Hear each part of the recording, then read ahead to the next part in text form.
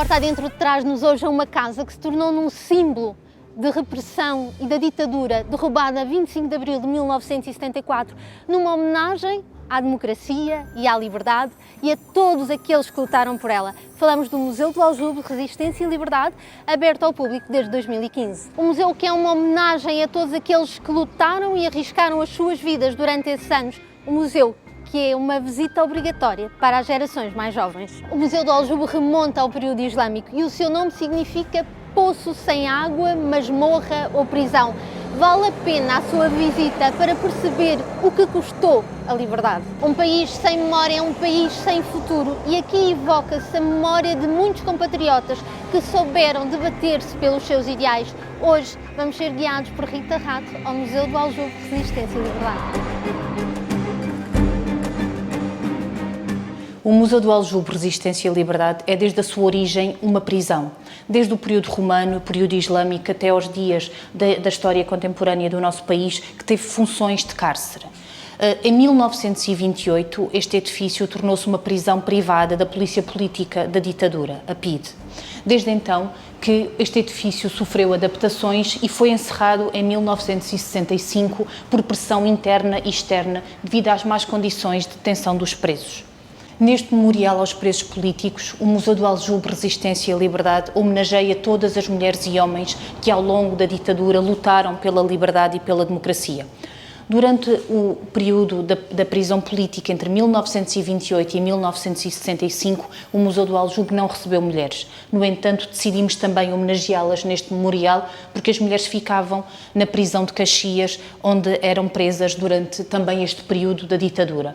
Aqui temos também caras que dão rosto à resistência e à coragem heroica de muitas mulheres e homens que, em condições muito duras, não desistiram de lutar neste país por melhores condições de vida e pela liberdade. Estamos numa sala muito apelativa do ponto de vista estético e com imensa informação. Esta sala conta praticamente toda a história do século XX portuguesa. Começa por falar de Primeira República, vai andando até ao 25 de Abril. Claro que depois tem fotografias impactantes do tempo do Estado Novo, pormenores talvez interessantes, os primeiros presos no Aljube, uma fotografia de 1929, já foi referido que a prisão abriu para estes presos em 1928, uma fotografia também engraçada que é o Salazar à secretária, a fotografia que ele tem em cima da secretária do Mussolini. Portanto, é este tipo de fotografias impactantes que eu me estava a referir. Por outro lado, depois temos aqui uma mesa com documentos que foram censurados, alguns muito peculiares. Portanto, temos documentos que foram completamente censurados e outros, por exemplo, onde cortaram só uma palavra. Porquê? E isto é importante em termos do nosso museu e destas primeiras 3 salas, porque enquadram o regime em termos de propaganda política, etc., mas muito do ponto de vista ideológico. O que era isto da censura? O que é que era censurado? Que tipo de coisas eram censuradas? Contrariando uma ideia que poderá existir na cabeça das pessoas, que era cortado só o que dizia mal do governo. E não é assim. Cortavam, portanto, este exemplo que eu dou em que cortaram só a palavra porquê, quer dizer muito do ponto de vista ideológico, que se relaciona também com a sala que está a seguir, que tem um discurso muito ideológico do Salazar, que foi feito em 1936, comemorava-se o golpe militar de 28 de maio e de facto é um discurso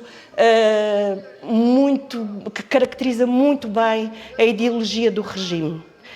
porque nós costumamos até chamar esta sala que é a sala das verdades indiscutíveis, e o que ele diz é: não discutimos Deus, não discutimos a pátria, não discutimos a autoridade, não discutimos a família, não discutimos o valor do trabalho.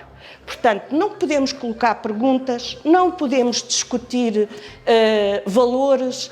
Portanto, estas primeiras 3 salas do museu fazem precisamente isso, enquadrar do ponto de vista do regime, do ponto de vista ideológico, do ponto de vista da propaganda política, do ponto de vista histórico, do ponto de vista social.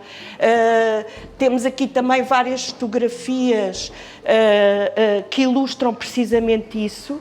Por exemplo, crianças encontradas a mendigar, o livro da instrução primária no tempo do Salazar, Deus, Pátria, Família, a trilogia da educação nacional. Do ponto de vista da imagem, é impressionante como caracterizava a sociedade portuguesa da altura. O pai chega do trabalho ao final da tarde, a mãe é dona de casa, está a trabalhar, o menino está vestido da mocidade portuguesa. Portanto, terminando esta sala, terminamos a caracterização do regime e depois coloca-se a pergunta seguinte: porquê que esta gente resistia? Porquê que esta gente lutava? Como é que fazia? E é isso que podemos ver a partir daqui. A Rádio Portugal Livre, a partir da Roménia, e a Rádio A Voz da Liberdade, a partir da Argélia, davam notícias daqueles que resistiam no nosso país. A rádio era ouvida de forma secreta, em casa, com todos os cuidados e com toda a vigilância necessária a quem ouvia notícias sobre a resistência no seu país, mas que o regime fascista não permitia que acontecesse. Também a organização da resistência se fazia através de reuniões clandestinas. Existiam vários elementos que demonstravam isso. A presença das mulheres na vigilância às reuniões era fundamental na vigilância das casas clandestinas. Por exemplo, a forma como os documentos eram datilografados com proteção para evitar o som e a propagação do som de uma máquina de escrever, a forma como um copiógrafo reproduzia documentos para serem distribuídos e, portanto, todas as preocupações da clandestinidade tinham que ser medidas, que tinham que ser tomadas com todos os cuidados. A resistência ao regime foi feita de forma diversa e por diferentes frentes de resistência. Temos nesta sala testemunhos e documentos que nos mostram a forma como os operários resistiam através de greves e lutas, de como os camponeses o fizeram, de como os militares também resistiam como forma de repressão contra a violência do regime, trabalhadores dos serviços, estudantes, mulheres e intelectuais. Temos, por exemplo, um documento que demonstra a importância da defesa de melhores condições de ensino e da autonomia do ensino superior, documentos que eram dirigidos de forma clandestina a todos os estudantes. Temos também aqui exemplos de como a repressão se fazia sobre os militares ou até de uma reprodução do assassinato de Catarina Eufémia pela GNR num desenho. Aqui temos a reprodução de duas pinturas, a primeira ao Parlatório de Caxias, do pintor Júlio Pomar, que esteve preso em Caxias, e depois também de Dias Coelho, do Parlatório e da representação dos presos políticos. Aqui também documentos sobre a resistência das mulheres, sobre a referência às novas cartas portuguesas e ao processo das Três Marias, de Maria Teresa Horta, Maria Isabel Barreiro e Maria Velho da Costa, que foram condenadas pela publicação do livro As Novas Cartas Portuguesas, e também aqui documentos de solidariedade de mulheres estudantes que tinham sido presas no âmbito do processo da repressão sobre as estudantes.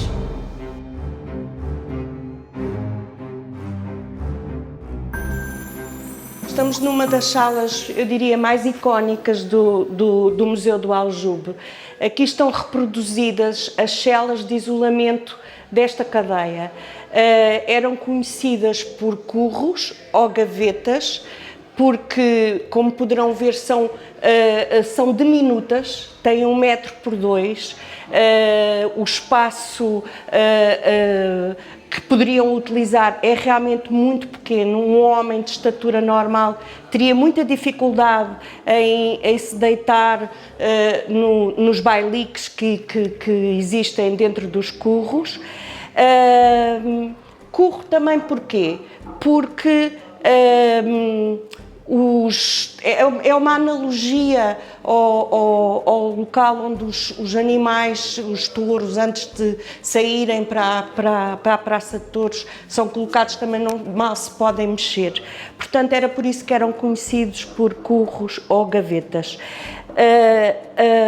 Cada uma das celas tem uma prateleira onde eles tinham que deixar os seus pertences pessoais e pertences e objetos com que poderiam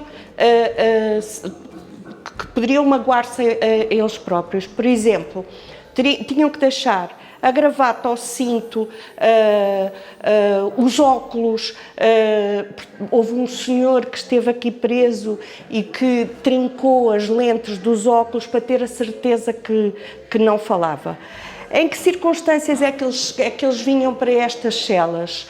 Eles eram interrogados na sede da PIDE, na António Maria Cardoso, e se resistiam, portanto, se resistiam à tortura, quer do sono, quer da estátua, quando vinham para o Aljube, acabavam por vir para estas celas para continuarem, é como se prolongasse a tortura. Ou então, ao contrário, antes de irem para António Maria Cardoso para o interrogatório, vinham para aqui para irem para lá já fragilizados. O terceiro piso é dedicado ao colonialismo e à dimensão colonial do regime. Aqui temos exemplos da resistência anticolonial e de manifestos antifascistas da resistência dos movimentos de libertação nos vários países, em Angola, em São Tomé, em Goa, na Guiné e Cabo Verde, em Timor, e temos vários exemplos da dimensão colonial do regime e da sua repressão. Aqui uma referência, uma fotografia após os protestos em São Tomé e o massacre de Batepá, e aqui também os testemunhos dos desertores à guerra colonial que foram recolhidos pelo museu e que têm a memória daqueles que, para fugir a uma guerra que era injusta, saíram do país para não serem obrigados a combater na guerra colonial. Neste mural homenageamos todos aqueles que ficaram pelo caminho e que, com a sua resistência heroica, permitiram a conquista da liberdade e da democracia. Ao longo de 48 anos de fascismo, existiram 48 anos de resistência e de coragem por melhores condições de vida, por liberdade de expressão, por liberdade de reunião, e por isso também aqui o museu homenageia todos aqueles que, ao longo destes 48 anos, de forma muito determinada e heroica, resistiram enfrentando a tortura, a prisão, os campos de concentração no Tarrafal, a polícia política, e conseguiram contribuir com a sua vida para que fosse possível conquistarmos a liberdade e a democracia. Temos aqui presente todos aqueles que foram enviados para o Tarrafal e lá foram assassinados, também camponeses assassinados pela GNR, outros assassinados pela PIDE. São vários os exemplos que aqui temos e que os visitantes do museu podem conhecer a sua história de vida através deste código, e podem ficar a conhecer melhor a história de todos aqueles a quem devemos a liberdade e a democracia. Porque se no dia 25 de Abril foi possível que o golpe militar dos capitães de Abril e dos militares de Abril conquistasse nas ruas a liberdade e a democracia, a adesão popular e a participação popular foi determinante para essa conquista. E por isso o museu termina exatamente num momento de vitória e de celebração da liberdade. Porque ao regime fascista correspondeu a coragem e a resistência de tantas mulheres e homens que, com o melhor de si e da sua energia, fizeram com que fosse possível a conquista da liberdade e da democracia no nosso país. A todos eles, hoje este museu presta uma sincera e profunda homenagem, e com isso que queremos que cada vez mais pessoas e gerações mais jovens saibam exatamente isso. O valor da liberdade é o valor da conquista, da coragem e da determinação, e está nas nossas mãos continuar a defender de forma muito corajosa, todos os dias, as conquistas da liberdade e da democracia no nosso país.